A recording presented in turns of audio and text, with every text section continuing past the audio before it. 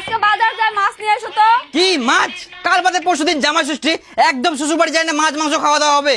তোমার তো কোনো কাম নাই, খালি শ্বশুর বাড়ি যায় খাওয়ার ধান্দা। বাড়ির কোনোদিন মাছ মাংস কিচ্ছু আনেনি।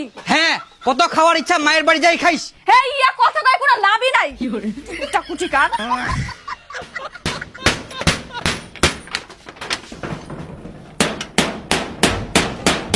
গেট মুখে একদম টন টনা করবো হবে। জামাই কি করে বাড়ি ঢুকে ওটা মুইও দেখুন।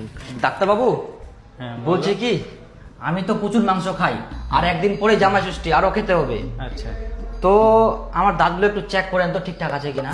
আচ্ছা, বসো, চেক করছি। ওখানে বসবো? হ্যাঁ বসো। আচ্ছা। আহা, ওই দিক দিয়ে কেন, এই দিক দিয়ে বসো। ওই দিক দিয়ে না? না না, এই দিক দিয়ে বসো।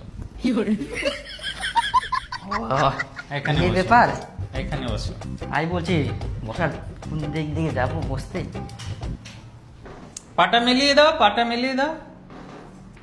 ঠিক আছে। হ্যাঁ হ্যাঁ করো। হ্যাঁ হ্যাঁ।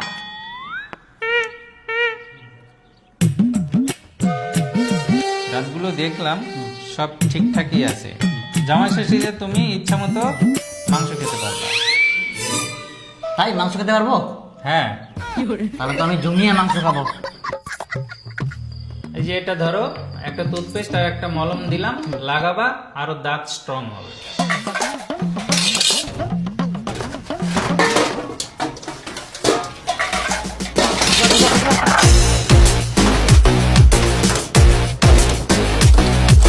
সবকিছু ঢুকাইছ তো ঠিকঠাক? আচ্ছা দাদা।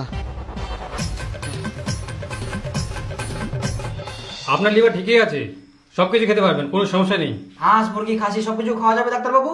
হ্যাঁ, সব খেতে পারবেন। ভাতিজা মুখে একটা বড় দেখি মজবুত তালা দে তো। ঠিক আছে কাকা। দে। কাকা না, দাম কত? 350 টাকা।